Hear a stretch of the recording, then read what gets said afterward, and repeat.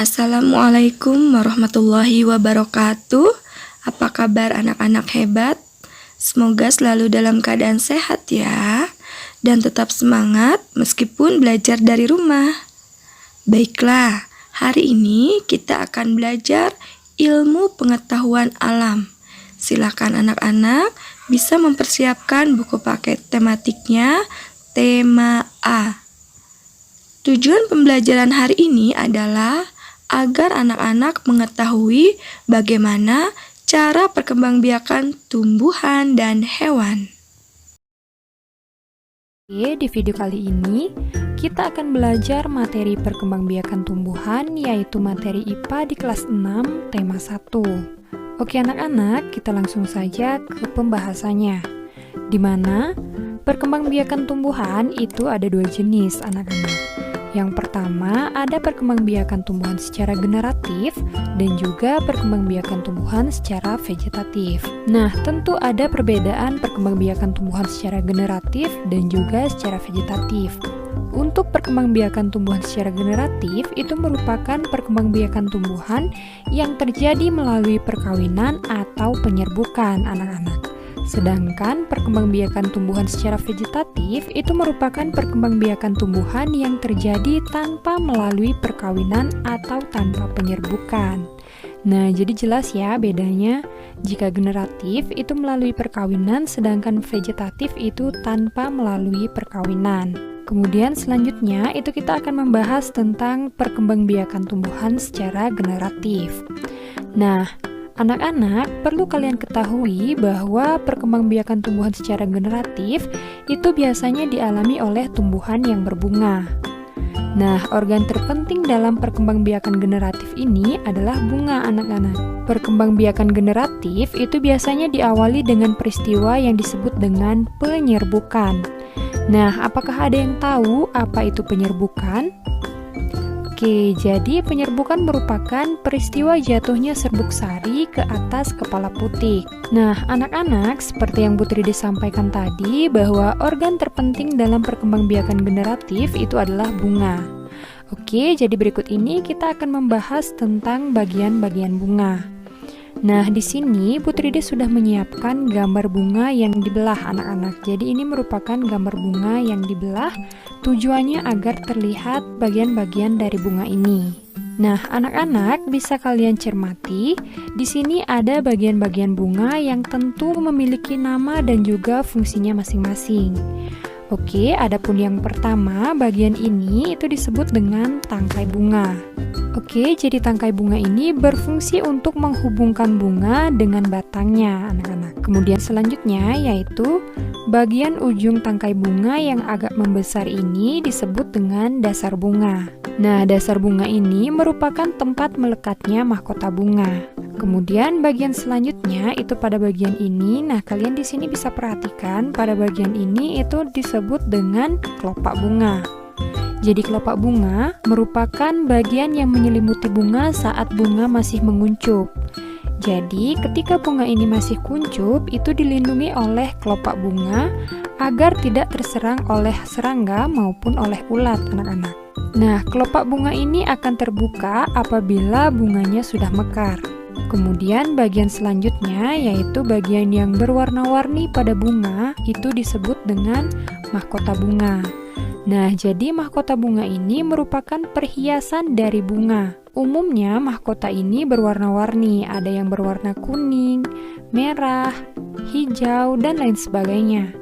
Nah, tujuannya adalah untuk mempercantik bunga agar serangga, baik itu kupu-kupu dan lebah, itu tertarik untuk hinggap di bunga untuk membantu proses penyerbukan. Nah, jadi itulah fungsi dari mahkota bunga. Selanjutnya, bagian berikutnya adalah bagian benang sari. Nah, anak-anak, ini disebut dengan benang sari. Jadi ini merupakan kepala sari dan ini merupakan tangkai sari. Benang sari adalah alat perkembangbiakan jantan pada bunga. Nah, apabila benang sari ini diperbesar, maka tampilannya akan seperti ini anak-anak. Di mana dalam kepala sari ini terdapat butir-butir serbuk sari. Kemudian bagian selanjutnya adalah bagian ini yang berbentuk seperti leher botol. Di mana bagian ini disebut dengan putik.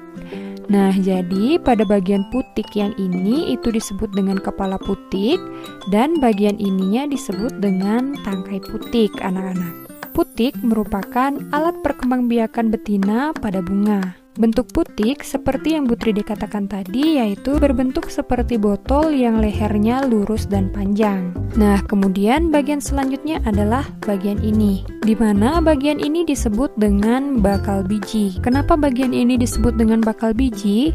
Karena bagian ini merupakan tempat melekatnya atau tempat menampung calon-calon biji yang akan menjadi tumbuhan baru, anak-anak. Oke, jadi itulah bagian-bagian bunga dan juga fungsinya masing-masing. Kemudian berikutnya kita akan membahas tentang bagaimana proses penyerbukan. Oke, jadi di sini Putridi sudah menyediakan gambar terjadinya proses penyerbukan. Nah, seperti yang Putridi katakan tadi, bahwa di kepala sari ini nantinya akan terdapat butir-butir sari. Nah, butir-butir sari ini nantinya akan tertiup angin maupun dibawa oleh serangga, dan akhirnya butiran-butiran sari ini akan jatuh tepat di atas kepala putik.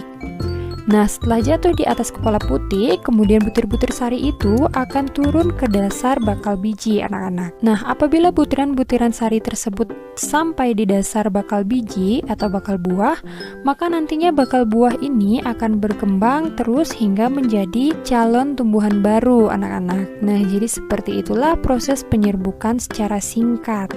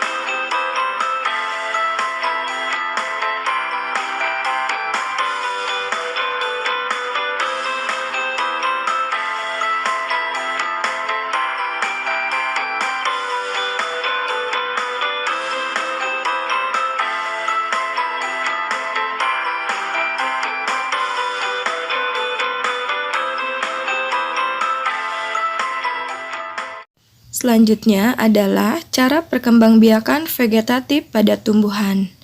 Perkembangbiakan vegetatif pada tumbuhan dapat terjadi secara alami dan secara buatan. Perkembangbiakan vegetatif alami terjadi dengan sendirinya tanpa bantuan manusia.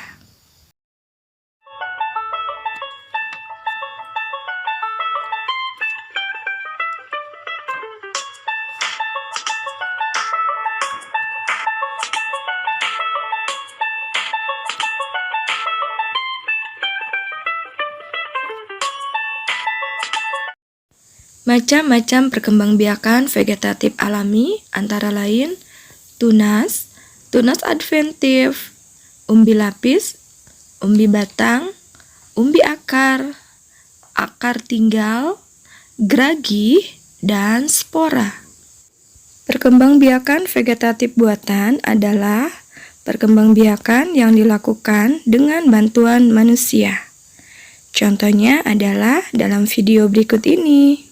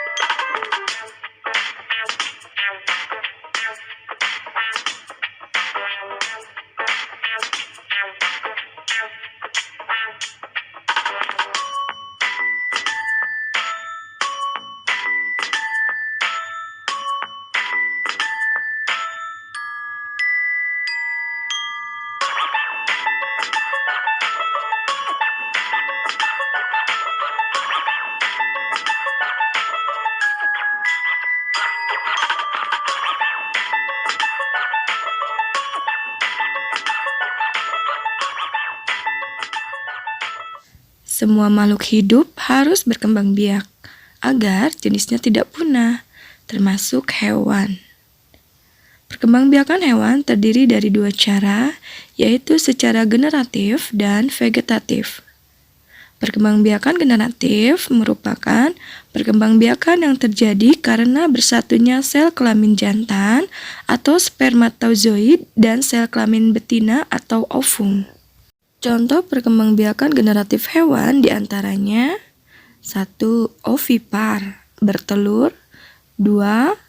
Vivipar, melahirkan. Dan yang ketiga, ovovivipar, bertelur dan melahirkan.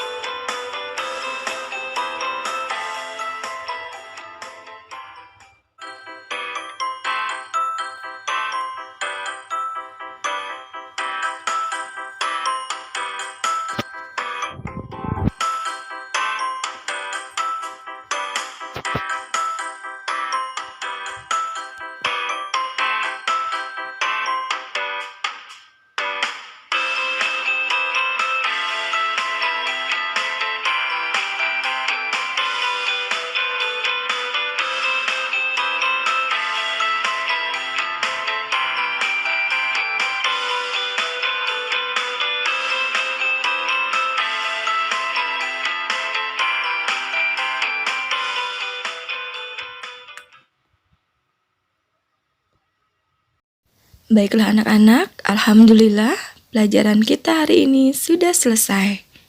Semoga apa yang guru sampaikan dapat kalian mengerti dan kalian pahami. Sebelum kita tutup, mari sama-sama kita membacakan hamdalah. Alhamdulillahirabbil alamin. Sampai ketemu di pembelajaran berikutnya. Assalamualaikum warahmatullahi wabarakatuh.